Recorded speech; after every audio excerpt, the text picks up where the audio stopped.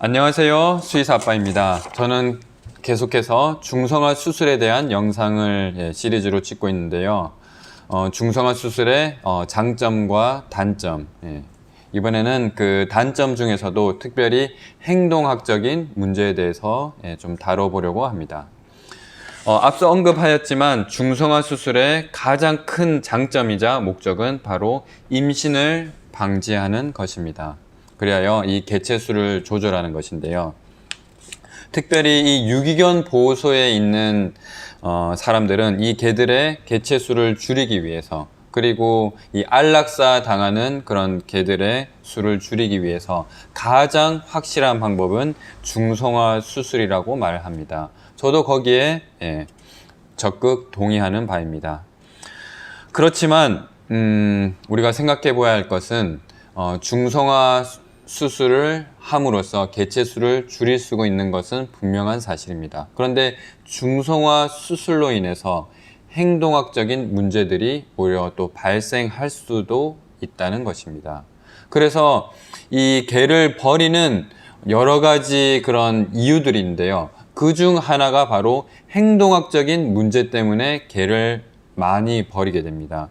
개가 심하게 짖는다든지, 그리고 낯선 사람에게 공격성을 띈다든지, 또 여러 가지 행동학적인 문제 때문에 이 개를 버리게 되는데요. 참 아이러니하게도 이 행동학적인 문제를 교정하기 위해서 중성화 수술을 하는데, 오히려 이 수술이 행동학적인 문제를 더 증가시킬 수도 있다는 그런 논문이 있습니다.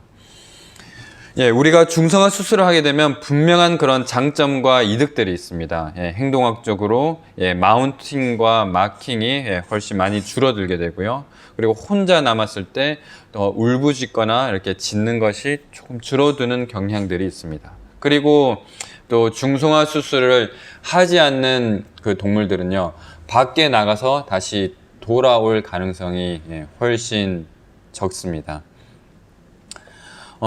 분명한 그런 행동학적인 이익들이 있는 것은 사실입니다. 그런데 브리티시 콜롬비아 대학의 심리학 교수로 있는 스탠리 코렌 박사에 의하면은 그는 이렇게 얘기했습니다. 새로운 자료는 중성화로 예상되었던 긍정적인 행동 효과가 일어나지 않았다는 것을 분명히 보여주고 있다. 중성화된 수컷 개들의 행동은 바람직하지 않은 경향이 있었다. 평가된 100가지의 행동 중에 중성화된 개와 중성화하지 않은 개 사이에서 40가지의 현저한 행동들이 차이를 보였다. 중성화의 결과로 이러한 행동들 중에서 4가지만이 더 긍정적인 결과를 보이게 되었다. 다시 말하면은 중성화 수술을 하였을 때 행동학적으로 긍정적인 면들보다 부정적인 면들이 더 많이 나타났다는 이 연구 논문에서는 밝혀주고 있는 것입니다.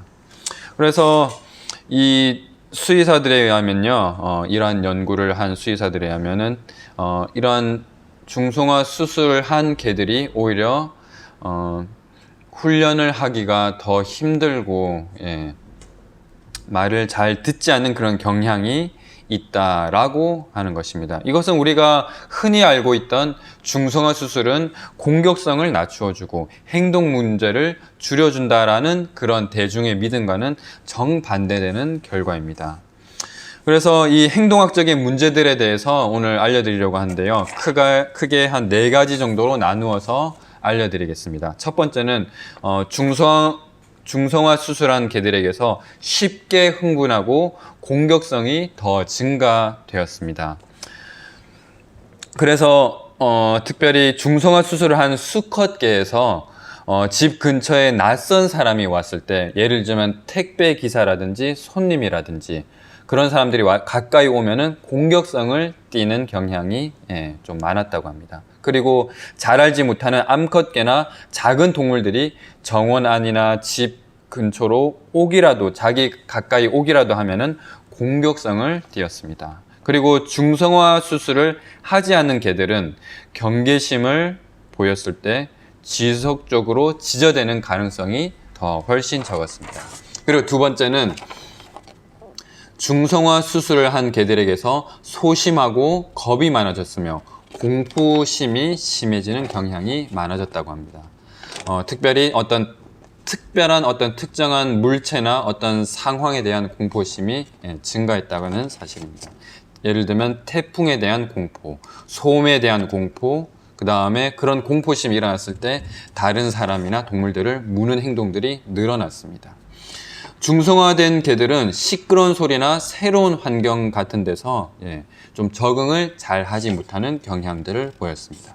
그리고 세 번째로는 중성화 수술을 한 개들에게서 훈련하기가 더 어려워지고 다른 개들과의 사회성이 떨어지는 경향을 보였습니다.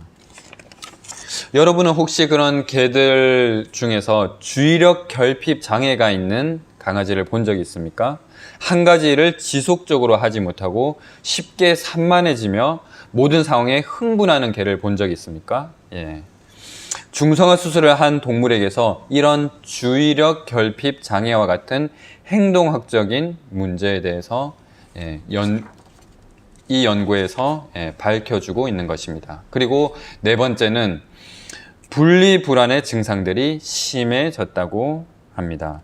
중성화하지 않은 개들은 자신의 것이나 다른 개들의 분변을 잘 먹지 않은 경향을 보였는데 중성화 수술을 한 개들에게서 이러한 경향들이 조금 많아졌다는 것입니다. 그리고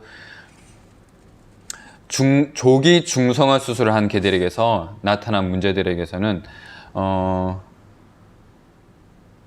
또 경계심을 보이고 또 지속적으로 짖어대는 그런 경향들이 많이 보였습니다. 그렇다면은 도대체 왜 이러한 행동학적인 문제를 더 악화시키는 것일까? 중성화 수술이 왜 이런 문제를 발생시키는 것일까? 이 논문에서는 그 이유에 대해서는 구체적으로 밝히고 있지는 않습니다. 그런데 우리가 사람을 한번 예를 들어 보도록 하겠습니다. 물론 사람과 동물이 똑같다라고 할 수는 없지만 상당히 유사한 부분들이 많이 있습니다. 일반 우리가 사람 여성들에게서는 보통 5, 60대 때 폐경 증상들이 폐경이 일어나고 그러한 증상들이 나타나는데요.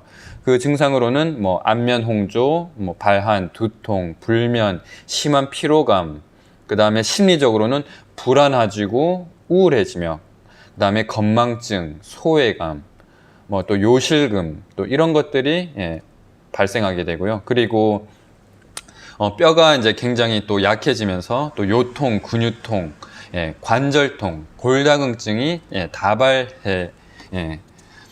자주 일어나게 됩니다. 그래서 이 동물들도 이 사람과 똑같다라고는 볼 수는 없지만 중성화 수술을 함으로 인해서 그 성 호르몬이 더 이상 분비되지 않고 그로 인해서 다양한 신체적 변화가 일어나게 됩니다. 그래서 또 여러 가지 질병들이 발생할 수 있고 그로 인해 어떤 이 심리적인 상태에 영향을 미칠 수 있다는 사실입니다.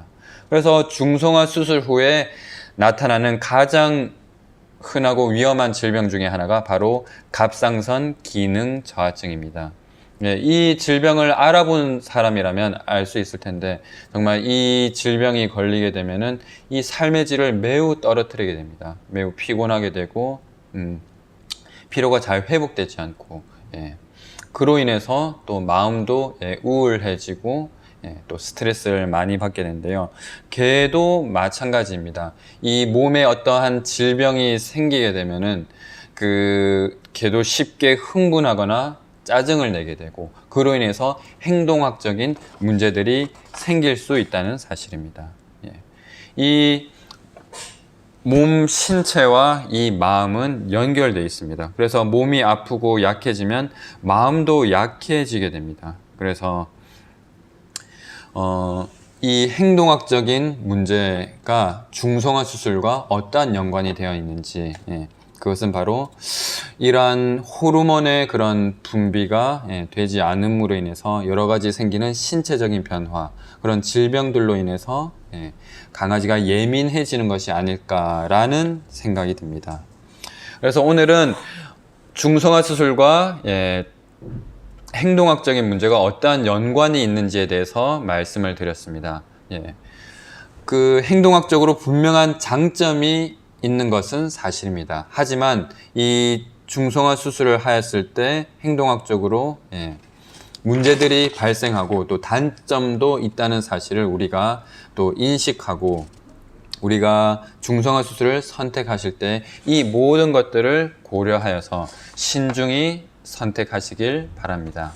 오늘은 여기까지고요. 다음 이 시간에는 마지막으로 이제 그렇다면은 과연 내가 키우고 있는 뭐 개나 고양이가 중성화 수술을 해야 할지 말아야 할지 그 선택하는 부분에 있어서 어떤 기준으로 선택해야 할지 그 기준에 대해서 알려드리도록 하겠습니다. 오늘은 여기까지입니다. 감사합니다.